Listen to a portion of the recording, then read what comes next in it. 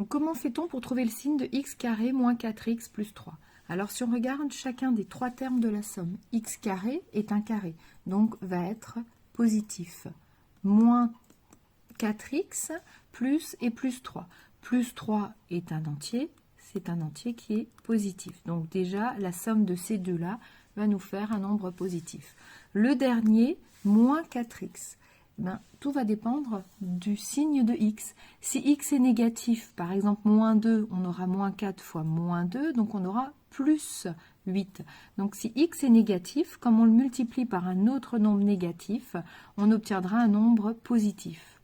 Mais si x est positif, par exemple 5, comme on multiplie par moins 4 qui est négatif, on aura donc un nombre négatif. Donc un positif par un négatif nous donnera un nombre négatif. Donc suivant si x est positif ou x est négatif, moins 4x n'aura pas le même signe. Donc ici, le signe n'est pas constant. Donc comme on ajoute un nombre positif à un nombre, une expression qui n'a pas un signe constant, on ne peut pas conclure quant au signe de l'expression. Deuxième question, montrez que f de x s'écrit sous cette forme-là, x moins 1 facteur de x moins 3. Donc, on ne peut pas écrire dès le départ f de x égale. On va partir de l'expression x moins 1 facteur de x moins 3. Et on va la développer puisque ce qu'on connaît de f de x, c'est son expression développée qui est ici. Et donc là, l'expression ici, c'est l'expression factorisée. Il est plus simple de développer que de factoriser. Donc on part du produit et on va développer. On a donc ici x qui va être multiplié par toute la parenthèse x moins 3. Puis on aura moins 1 qui va être distribué à toute la parenthèse x moins 3. Alors le premier calcul, donc x multiplié par x moins 3, on va d'abord faire x fois x, donc ce qui nous donne x au carré. Ensuite x fois moins 3, donc on obtiendra moins 3x. Puis on va maintenant distribuer moins 1. Moins 1 multiplié par x qui va nous donner moins x. Et moins 1 multiplié par moins 3, on prend toujours le signe du nombre avec. Pour faire la multiplication, on obtient donc moins 1 fois moins 3 plus 3. Dernière étape, on peut réduire cette expression. Donc pour réduire cette expression, on peut ajouter ces deux termes-là. Donc on aura x carré, moins 3x moins x qui fait en tout, on a moins 4x et plus 3. On regarde, x carré moins 4x plus 3.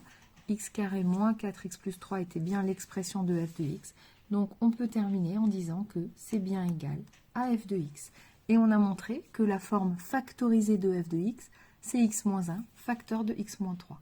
Dernière question, maintenant, en déduire le signe de f de x. En déduire, c'est qu'il faut certainement utiliser la question précédente. La question précédente nous donnait la forme factorisée, donc sous forme de produit. On a vu que sous forme de somme, on ne pouvait pas en déduire le signe de f de x, donc on va utiliser cette forme factorisée. On va donc chercher le signe de chacun des deux facteurs. Pour cela, on va résoudre x moins 1 positif. Donc, on ajoute 1 aux deux membres, on obtiendra x supérieur à 1, ce qui signifie que x moins 1 est positif pour x supérieur à 1, c'est-à-dire pour x appartenant à l'intervalle 1 plus l'infini. On résout de la même manière l'autre inéquation qui est x moins 3 plus grand que 0. On pourrait très bien résoudre plus petit que 0, il faut juste faire attention à la conclusion. Ici, on ajoute 3 aux deux membres, donc on obtient x supérieur à 3. Et conclusion, x moins 3 positif pour x supérieur à 3.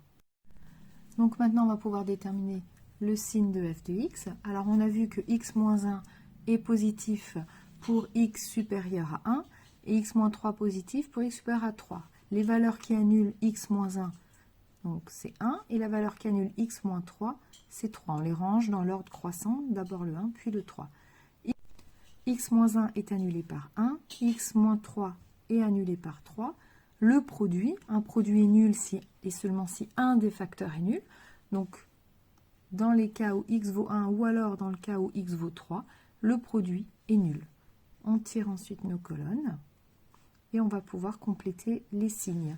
Le premier qui est le signe de x moins 1, positif, donc je vais mettre un plus, quand x est supérieur à 1, x supérieur à 1, donc ici on va avoir positif. Et donc forcément, quand x est inférieur à 1, puisque c'est une expression du premier degré, elle va être négative. Ensuite, x moins 3 est positif quand x est supérieur à 3. Donc ici, il s'annule. X supérieur à 3, on est sur cette partie du tableau. C'est donc positif. Et quand x est inférieur à 3, eh ben, x moins 3 est donc négative. Ensuite, on fait le produit. De deux nombres négatifs, on obtient un nombre positif. D'un nombre positif par un nombre négatif, on obtient un nombre négatif. Et le produit de deux positifs est un nombre positif. Et on obtient donc le signe de f de x sur R. Conclusion, on a donc que f de x est négatif quand x est compris entre 1 et 3. On va écrire f de x négatif pour x appartenant à l'intervalle fermé 1, 3, puisque quand on dit négatif, c'est sous-entendu négatif ou nul. F de x s'annule en 1 et en 3. F de x est strictement positif. Maintenant, en général, on donne un cas où il est négatif, un cas où il est strictement positif, ou l'inverse, un cas où il est positif et l'autre où il est strictement, du coup, négatif. Donc, strictement positif, donc on va enlever les valeurs de x qui annulent f de x. Donc, dans ce cas, x est inférieur à 1, donc x appartient à l'intervalle moins l'infini 1, mais on va ouvrir en 1. Ou alors, x est supérieur à 3, donc x appartient à l'intervalle 3 plus l'infini, ouvert en 3 et en plus l'infini. Ou, ce qui se traduit donc par un union.